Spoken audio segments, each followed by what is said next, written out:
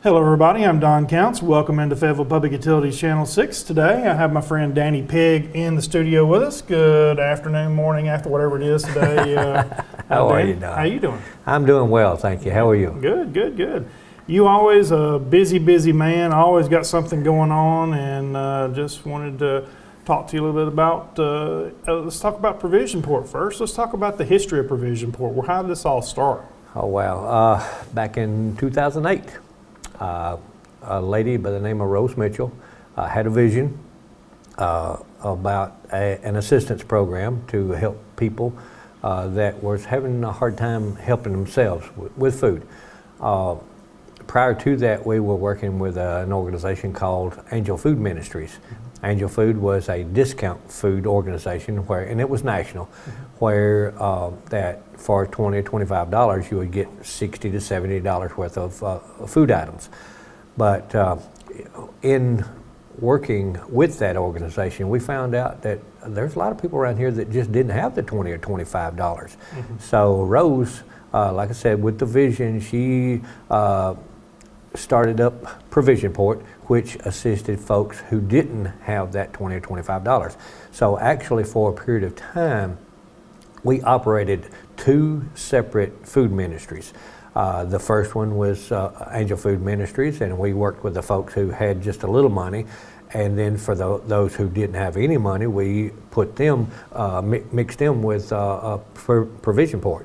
So after some time working with the Angel Food Ministries, they ran into some financial difficulties because when you're collecting $20 to $25 and distributing $60 to $70, it's easy to do the math. They went broke, and so we continued Provisionport since then. So 2008 was the birth of Provisionport, and we've been going strong ever since. You are a guy with a big heart. Do you see a need? When people are in need, you reach out and do the best you can. Now, when it comes to being hungry, the average person around Fayetteville, Lincoln County might not realize there are people out there who are really hungry. That's exactly right. Honestly, and literally, I could sit here for hours and tell you story after story after story of people that has legitimate needs. Now, guys, the economy is doing probably the best it's done in who knows how long, but there are some folks here in our community that's not affected by the economy. Their own fixed incomes and whatever the issues that they deal with today is the same issues that they deal with tomorrow and next week and next month. So it just don't change for those folks. And heaven forbid they have medical problem that pops up or one of those uh-ohs, then that's really where it kicks in. And so they can't really plan for that, and they can't compensate for it. So that's where we get most of our folks right now, is those people. People can get into financial problems really quickly, whether it be an automobile problem or a medical bill or things that some of us take for granted that we'll just rob Peter to pay Paul to get it done. That's right. Some people can't rob Peter because they don't have Paul to pay for it. That's exactly right.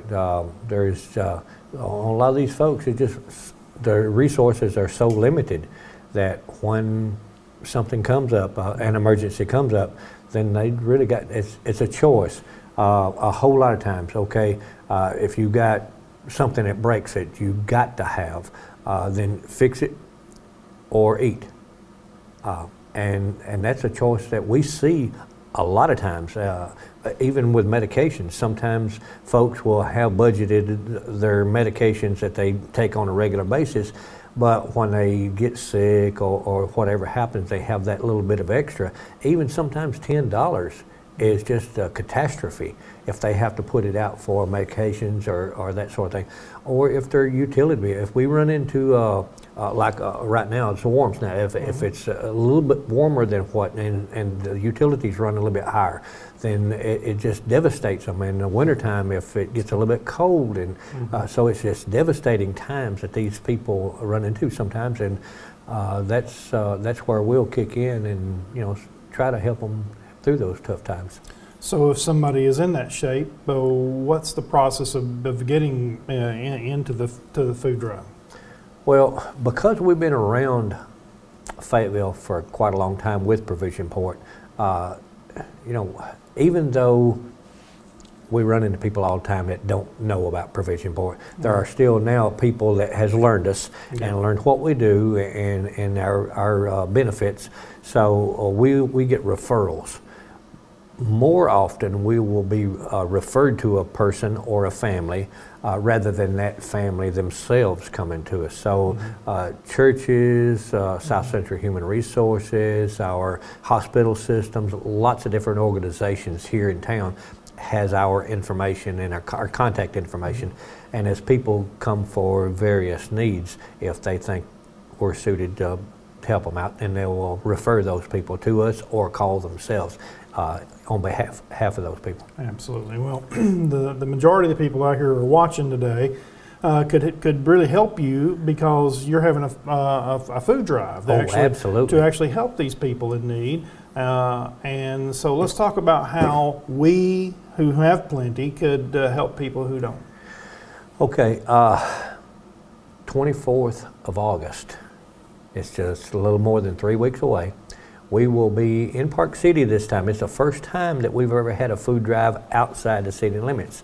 So we're excited to be there. It's HR Case Tractor.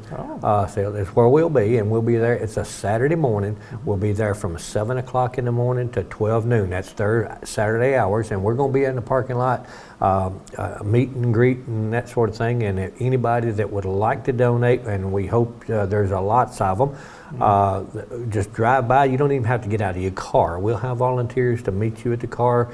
You're welcome to get out and shake some hands and just visit with us if you like. But if you're busy, you want to move on, then just pull up, tell us, you know, it's in the trunk or in the back seat. We'll have people to take it, and it's easy as that.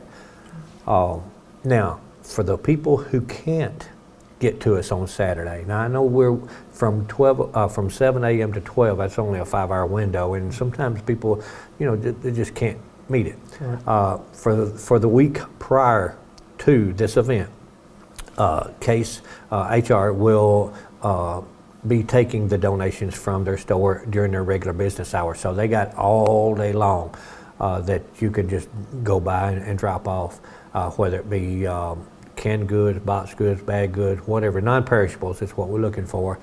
They'd be more than happy to take your donation whatever day you like, and for the week prior to this event. Well, we appreciate them doing that because that is a very good location. It's a central location. You'll be able to pull some people from maybe from the Hazel Green area, and all the Park City and Fayetteville can come up there. Now, when you take on that much food, you have to store that food. I guess we're basically looking for non-perishable foods, correct? That is correct. Yeah, we have a couple of freezers that we could take, like if people brought bags of hot dogs or something like that, you know, we could put it in the freezer. But we don't have a refrigeration. For the main reason is refrigerated items don't keep for a long period of time. Right. So as much as we'd appreciate it, it's not practical for us to take on that sort of thing because it just don't last. What's the number one thing that you need if you looked at your pantry and it was open? What do you see that's probably the gap that's missing? Okay, macaroni and cheese. Really? That's a big thing. I wouldn't have thought about that. Well, macaroni and cheese, you know, the boxed macaroni and cheese, it's already got the cheese in it, so it's really easy fix. Rice, bags of rice, and small bags of pinto beans, anything like that. Now, we are absolutely glad to accept any foods in it, but now we got lots of like whole kernel corn and green beans. We do have quite a bit of that, but as far as the variety of other things, we are getting really low on variety. So even though we've got several items, the variety. So anything outside of green, of course, and please don't don't stop. If you've got some green beans you want to donate, we'd be more than happy to take them. But just to tell you what we've got plenty of is the green beans and corn, but anything, whether it's in a box, peanut butter, that's a good thing. And sometimes we'll get pastas, like the spaghettis and that sort of thing, and the canned tomato sauces or spaghetti sauces that we could send with it.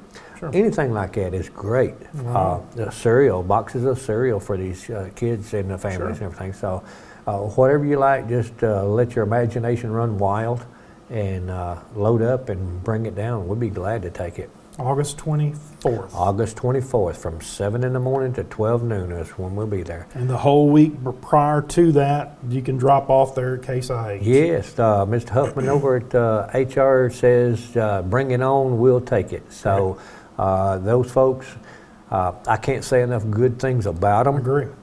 It's kind of strange. I had met him for the first time just recently, and I went in on a totally unrelated reason.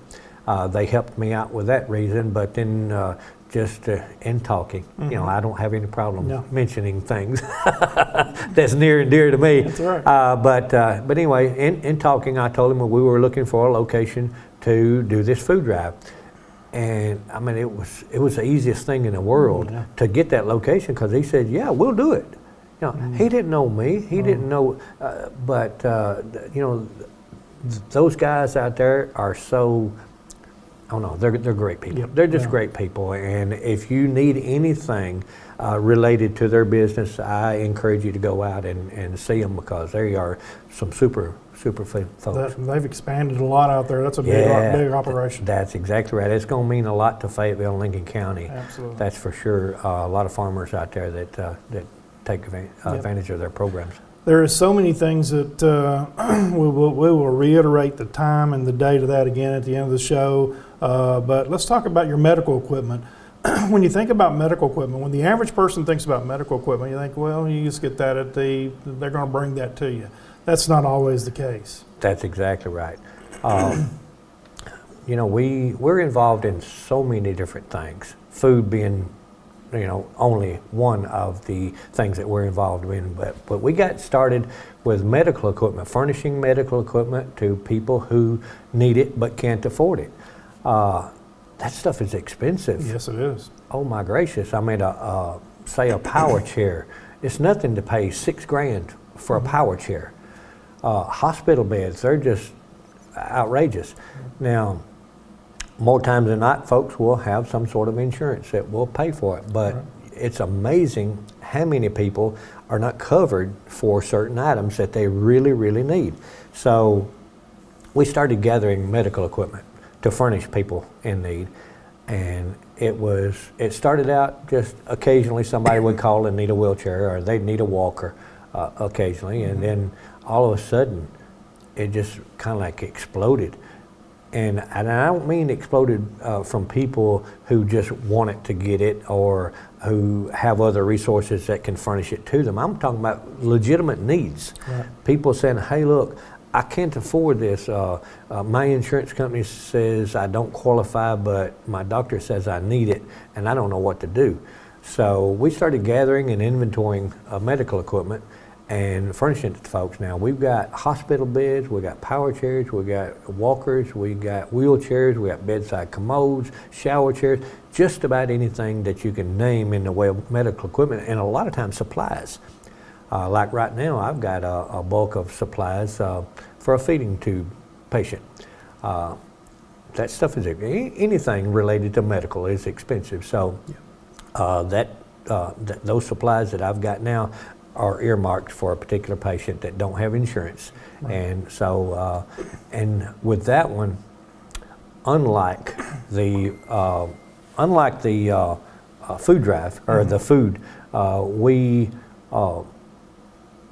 go all over the place for that. Now we're recommended by the cerebral palsy place in Nashville. They refer folks to us. We are just everywhere. Now, one example of the things that we did or have done, not in the not so distant future is, or past rather, is we supplied a power scooter to a little 12-year-old boy 20 miles east of Knoxville. Wow. So that's a long way off, you know, for that sort of thing. But people, find us through referrals and that sort of thing. I have assisted folks from Fort Smith, Arkansas. Got a lady in Nashville that I'll be working with here pretty quick on a lot of stuff. So that ministry has just exploded. And I will mention now that I've got medical equipment in 3 different locations, trying to inventory everything that I need for people who need it. So it just takes a lot of space for it. Sure. I want to try to localize it all, put it all in one location. So guys, what I'm looking for, and you can help me out with that, I'm looking for a facility that somebody has that they're really not using. They don't want to get rid of it, but they're not using it. I need between 700 and 1,000 square feet to operate adequately. That way I can inventory my things and I can separate it all and just organize it and that sort of thing. But if you got a place like that and you're community minded and you would just like to give back to the community, we would really love to talk to you where we can get all our stuff, and it would make it a ton easier for us if it's all in one spot to know what we got, make sure it's and keep it in working order and clean and ready to go. So if you know anybody that's got a spot that they would like to donate for a really, really worthy cause, give me a shout. Let's talk about the surplus of medical equipment. Like, for example, if me and you needed a walker or a hospital bed, we hope that we would get better.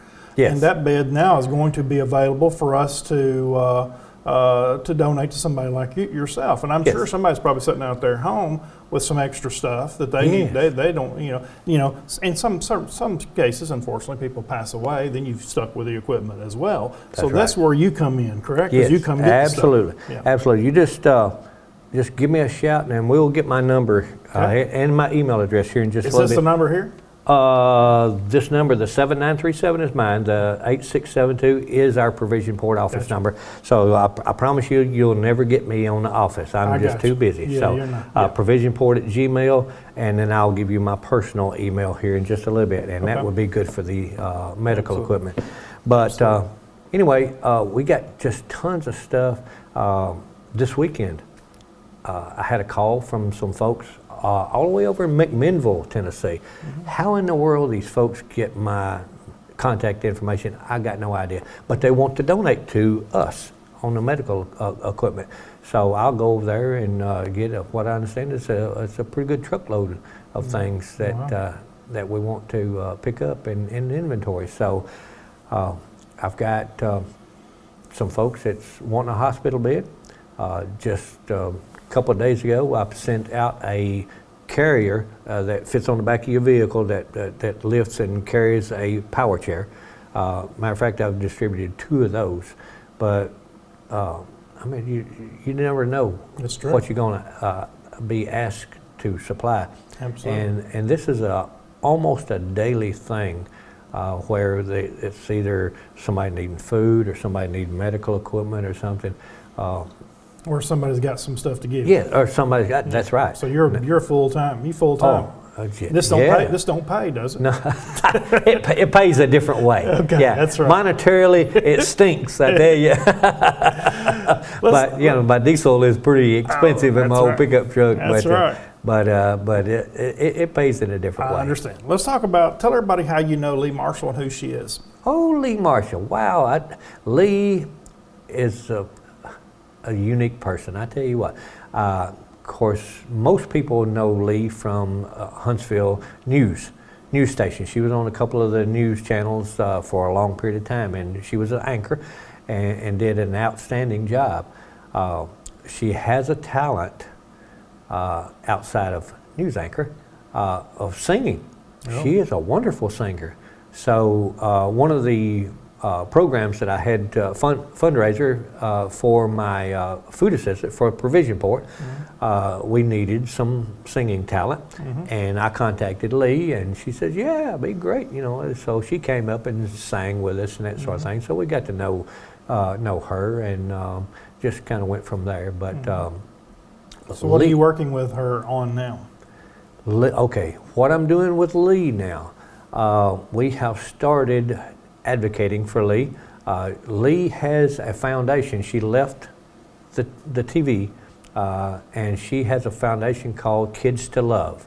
And what that is, it's an organization that sees after the needs of foster children all over the Tennessee Valley. Now, she's in Madison down there and does an outstanding job. Her program is so big that she had to stop everything and just start working for that foundation, her foundation, full time. So, and she's working with like tons of children, foster kids. But what I'm doing for her, one of the things that she does is distributes Bibles to foster children, annually. And she's working some over 6,000 Bibles a year. Wow. So I said, that's something I could get behind. That's right. Another thing. Another thing that we could put on our plate. Mm-hmm. But no, so we started saying, hey, look, churches, groups, individuals, whatever, we want to gather Bibles for these foster kids. I can't think of a thing in the world that would be a better gift to a young person than a Bible. Mm-hmm. With the way the world is right now, shucks, anything positive that you can do on behalf of these kids is a great thing. So Lee distributes, like I said, some over 6,000 Bibles, and we want to take that burden off of her foundation. I say burden, that job off of her foundation is not a burden for, sure. But it is taking money from her till. Sure. And so anything that we can do to supply that will turn that money loose to supply other things that the kids need. Right. So anyway, we're approaching churches and that sort of thing. And ideally speaking, guys, now this might be something that your church would really like to do. We're asking for the NIV version of Bibles because it's easier for the kids to understand. Okay. Whether you like NIV, King James, whatever, there's lots of versions out there, but this is the one we settled on, or she settled on. Okay. And it's just easier for the children to understand. Gotcha.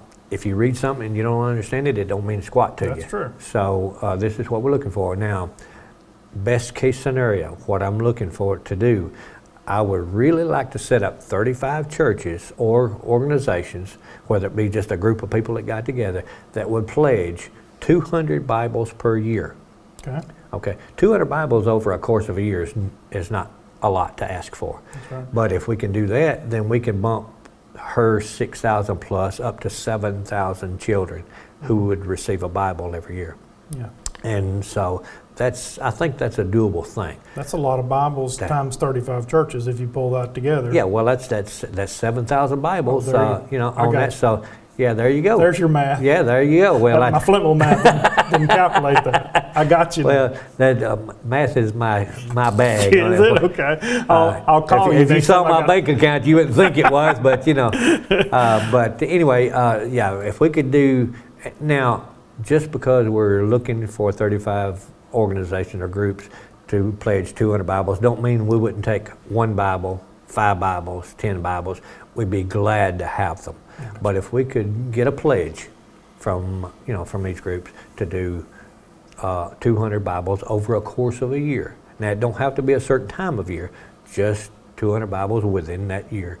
They don't have to all be at one time if they don't want to. Right. But for the folks who would like to do that, or they think they might, I can furnish a website to a place that gives an outstanding deal on these Bibles. So it's not that much of an investment, sure. Monetarily, sure. for the investment that you're making towards these young people. Sure. So something really good for you guys to think about. So do that. And what's the company that you could order these Bibles from? Do you know? I will have to get that information. I will have that on an individual basis. That's right. So you contact me at either this number right here, leave a message, voicemail, text message, or you can get me at dannypigg@yahoo.com.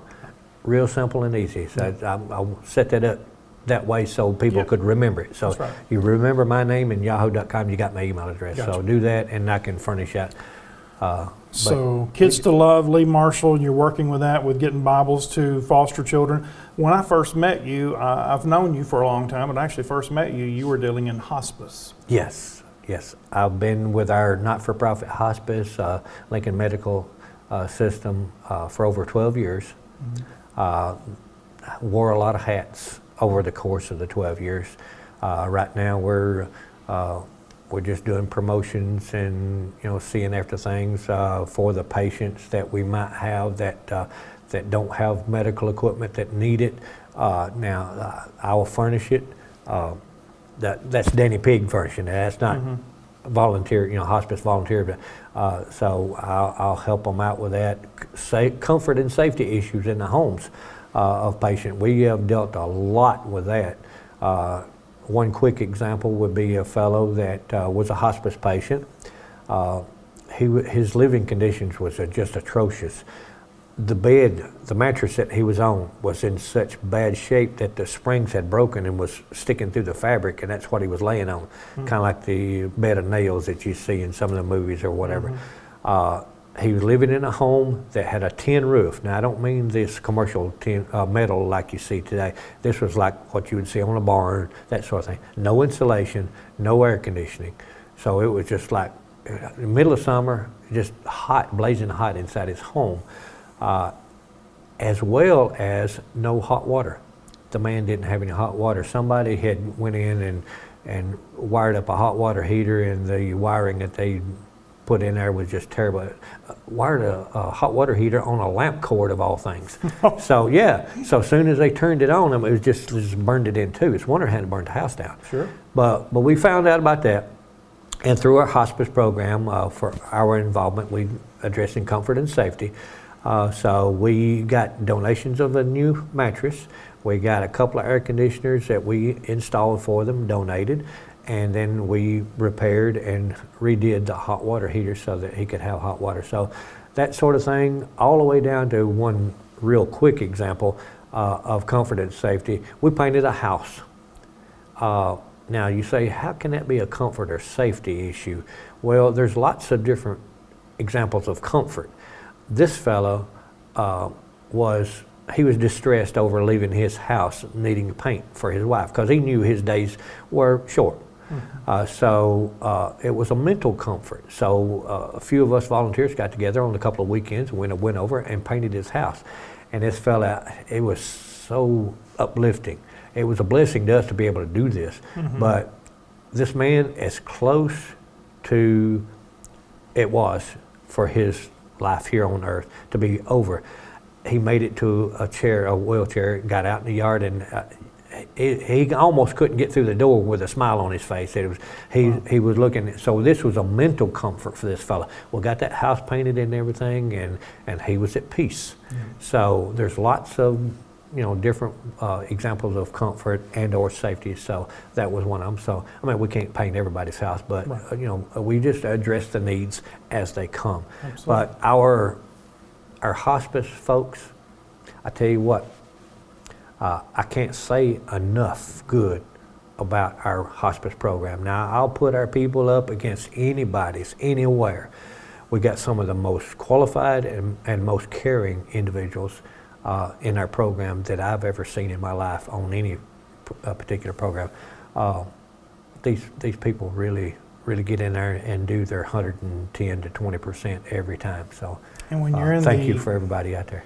When you're in the end of life situation, which we all will be at some point, and we'll all have family members at that point. That's right. The hospice program needs caring people because that's what it's it's what you need at that point for sure. That's exactly right. And these people, anywhere from our aides, our volunteers, our aides, our nurses, our doctor, Dr. Jones is our hospice doctor. Now, it's been a while since I've had time to sit in on the meetings, but when things wasn't so hectic and I was able to do that, it did me so much good to sit back and listen to their discussions about patients. Now, they went over, it don't matter if they had 4 patients on their census or if it was 20 patients. They would take each individual patient individually and discuss the condition and whether they're improving or declining or whatever. And one thing I want to give Dr. Jones a pat on the back was, now, if we had a patient that needed medication change, they had a prescription pad right there. It didn't say, okay, when I get back to the office, I'll have my nurse, write the prescription, we'll get it out. That prescription pad was right there, right then. Very good. And he did the change right there. It wasn't put off, not one day. That's really what you want in that time of day. Absolutely. Yeah. It really impressed me. And for those folks, for the nurses, of course, the nurses that was assigned to a particular patient, that was another thing that really blew my mind. When they had a patient that was doing good, it was almost like a celebration. Hey, look, that's great. That's right.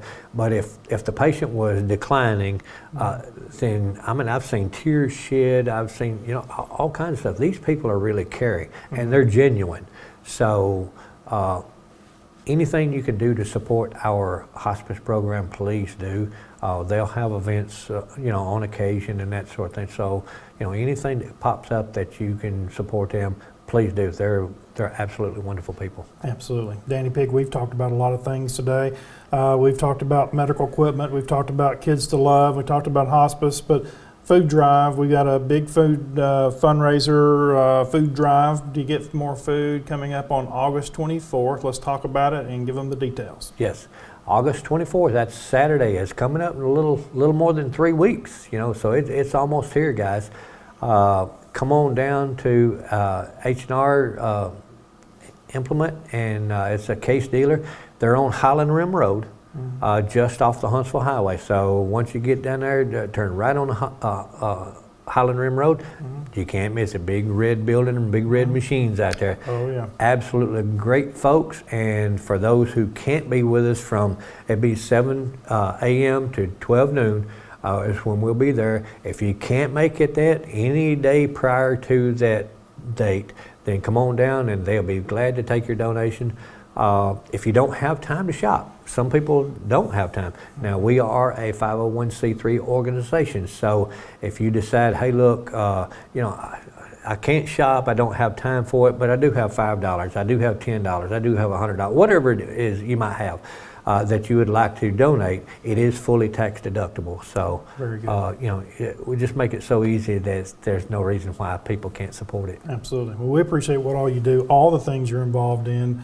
It's good for your heart, good for everybody else's heart, and they can help you out by assisting you in all the ways we talked about today with the medical equipment, with the Bibles, and always supporting hospice, and then the food drive.